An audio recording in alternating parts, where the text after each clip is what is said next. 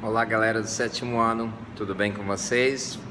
Vamos lá então para mais um módulo, o módulo 3, né? Que vai tratar da formação dos estados modernos, do caso francês e inglês.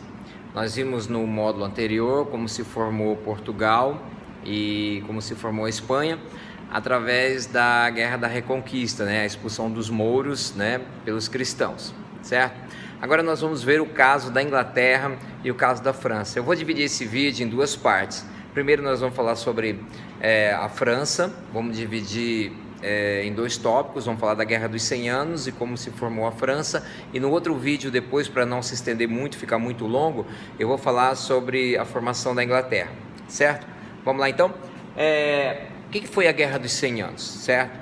A Guerra dos 100 Anos, na verdade, ela durou 116 anos, que ela foi de 1337 até 1453, mas ela não foi 116 anos, a gente vai ver daqui a pouco que ela não foi direto, né? Teve várias interrupções, a gente vai ver os motivos dessas interrupções, certo? Mas por que começou então a Guerra dos 100 Anos entre França e Inglaterra?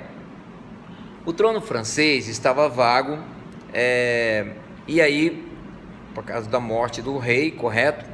E aí o monarca Eduardo III, ele era neto do rei francês Felipe o Belo. Como não tinha deixado herdeiro, o parente mais próximo então seria o Eduardo III, correto? Muito bem. E o Eduardo III, ele tentou unificar os dois países, tentou unificar a Inglaterra e a França. E aí, qual que era o objetivo da Inglaterra em anexar a França? Qual que era o objetivo deles? O objetivo era uma prosperidade econômica e anexar a região do Flandres. A região do Flandres fica no norte da França e ela era era uma região que é de muito interesse para os ingleses, então eles estavam de olho nessa região, e também a região de Flandres também, de certa forma, que ficava na França, né? O que vocês sabem, o que separa a França da Inglaterra é o Canal da Mancha, né? E as pessoas que moravam ali na França, no norte da França, na região do Flandres, apoiavam de certa forma os britânicos, correto? A guerra foi interrompida duas vezes, essa guerra. A primeira vez foi em 1356, né?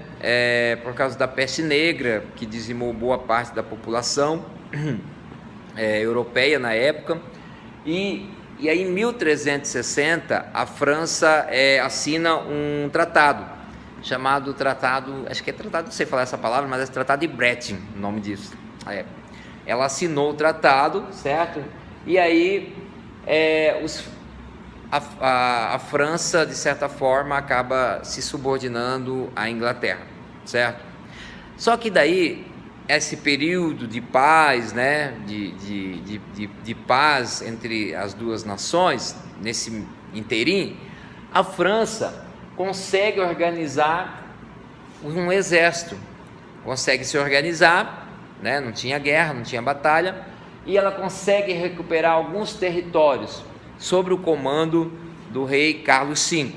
Então, retoma a guerra novamente, certo? A guerra é retomada e a França vence algumas batalhas ali e acaba, de certa forma, retomando os territórios que foram anexados à Inglaterra, tá?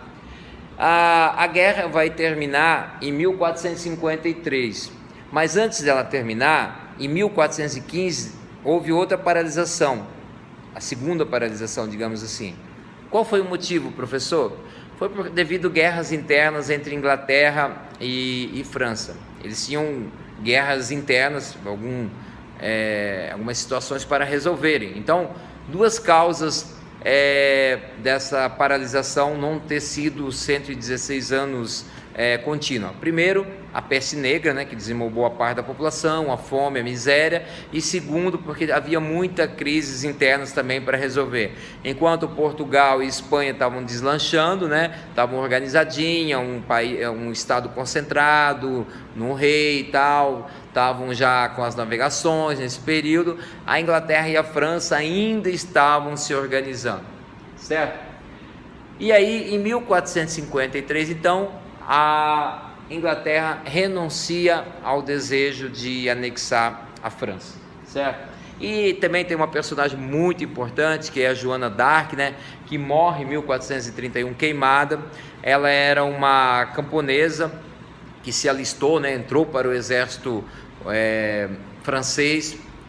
Mas professor, mulher podia servir naquela época? Ela colocou uma roupa de homem, se vestiu de homem e foi guerrear. Ela liderou mais de 4.000 soldados, venceram algumas batalhas, né, contra os ingleses, e depois ela é capturada pelos ingleses, ela é julgada no Tribunal da Inquisição, ela é queimada viva, né? Infelizmente ela morre.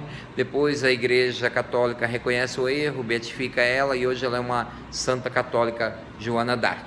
E também tem a música, né, de uma banda muito famosa aí dos anos 80, Camisa de Vênus, que tem uma letra muito legal que fala que eu não matei Joana d'Arc. Assiste lá que vocês vão gostar da letra, tá? Como é que se fortaleceu a França então?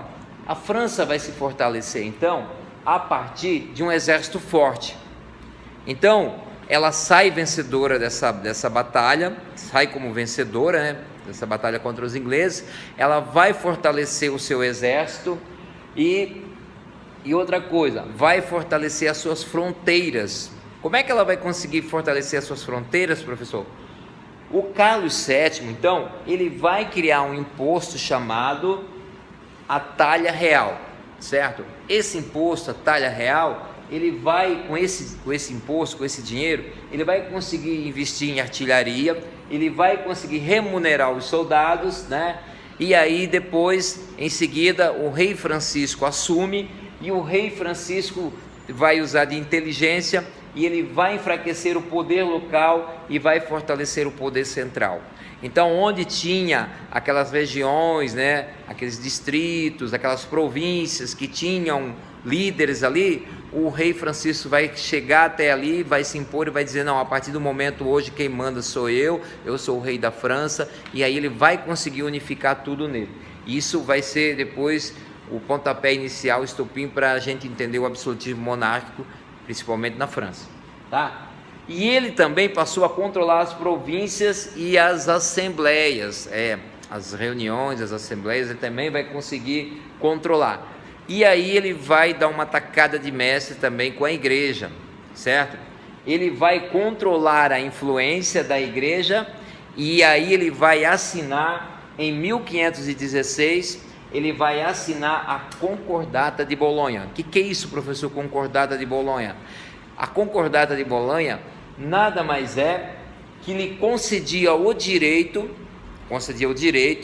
de quê?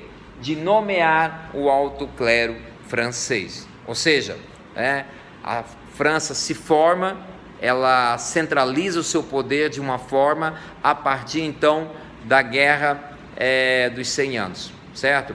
E no próximo vídeo a gente vai falar sobre a Inglaterra e a sua formação. Um abraço e até mais.